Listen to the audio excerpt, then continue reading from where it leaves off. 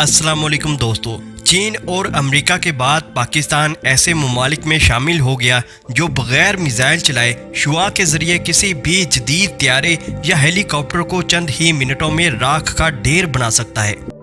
दोस्तों, दुनिया का जदीद तरीन हथियार लेजर वेपन के नाम से जाना जाता है। अब तक सिर्फ चंद ममालिक ही ये टेक्नोलॉजी हासिल कर पाए हैं। उन ममालिक में अमेरिका और चीन सरे फहरिस्त हैं। लेजर हथियार कई तरह की शक्लों में मौजूद है, जिनमें लेजर गन्स और लेजर एयर डिफेंस सिस्टम को सबसे आम समझा जाता है। लेजर एनर्जी की एक शुआ का नाम है।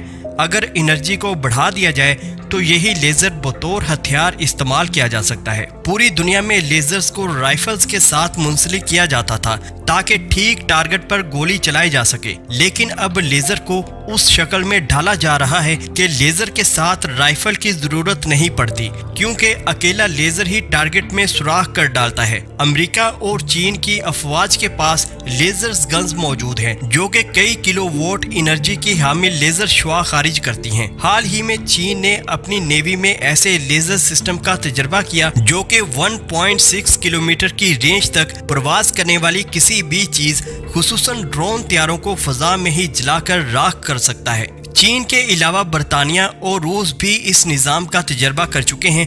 पाकिस्तान ने जनरल कियानी के दौर में पहली बार टैंकों को जाम करने वाली लेजर का कामयाब तजर्बा किया। ये लेजर किसी भी टैंक के इंजन को जाम कर सकता है। पाकिस्तान के बारे में कहा जाता है कि पाकिस्तान लेजर वेपन्स के लिए बड़ी हद तक दौड़ धूप कर रहा है, लेकिन ये हथियार महंगे हैं और दूसरा इनकी रेंज बहुत कम होती है। लेजर से निकलने वाली रेडिएशन में 50 से 200 किलोवाट की एनर्जी होती है, जो किसी भी लोहे या स्टील को पिघला सकती है। दूसरे अल्फाज में लेजर वेपन की रेंज में आने वाले टारगेट का बचना नामुमकिन होता है। अब बात करते हैं पाकिस्तान के लेजर गाइडेड बम पेवे फैमिली की। जिस तरह मार्क सीरीज के बमों को जे डाम बनाया गया था, इसी तरह इसमें तब्दीलियां करके लेजर गाइडेड बम बनाए गए हैं, जिन्हें LG पेवे फैमिली कहा जाता है। इस फैमिली के 7 मेंबर हैं। GBU-10 पेवे 2 907 kilogram, GBU-12 पेवे 2 227 kilogram, GBU-16 पेवे 2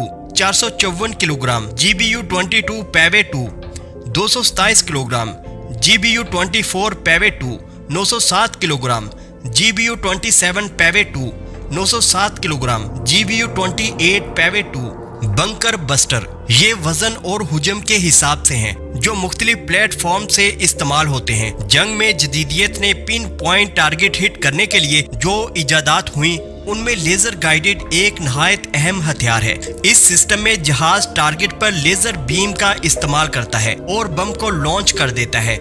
बम के आगे लगे लेजर गाइडेड सिस्टम से बम सीधा उसी जगह पर जाकर लगता है जहां उसको लेजर बीम से लॉक किया गया था। इस टेक्नोलॉजी से जंग में न सिर्फ कम से कम कोलेटरल डैमेज होती है, बल्कि निशाना सही लगने से मजीद बमबारी की जरूरत नहीं रहती। कॉस्ट इफेक्टिव सिस्टम कहा जाए तो 10 की बजाय 2 बम इस्तेमाल करके अहदाफ हासिल किए जा सकते हैं।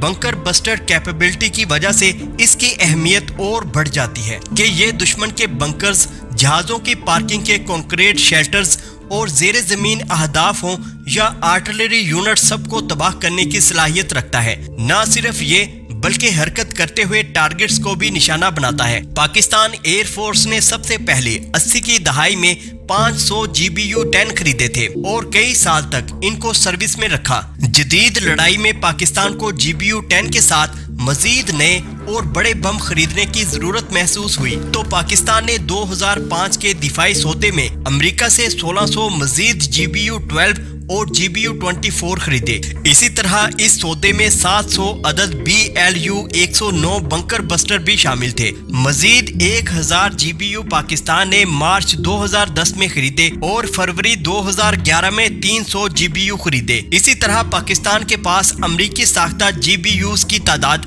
3200 हो गई। इस जदीद लेजर गाइडेड बम को पाकिस्तान F-16 जहाजों पर इस्तेमाल करता है। इस तरह के LT सीरीज के लेजर गाइडेड बम पाकिस्तान के बने JF-17 थंडर पर इस्तेमाल होते हैं। Bunker buster laser guided bomb Pakistan air force को एक ऐसी कैपेबिलिटी देते हैं जिससे दुश्मन की तंसीबात जंग के दौरान खुद को महफूज नहीं रख पाएंगी। एक डिलीवरी में बंकर बस्टर एक डैम या पावर प्लांट को तबाह कर सकते हैं या एक एयरपोर्ट को मुकम्मल खाक में मिला सकते हैं। इस खतरनाक हथियार को दहशतगर्दी के खिलाफ जंग में हाई वैल्यू टारगेट्स पर भी इस्तेमाल किया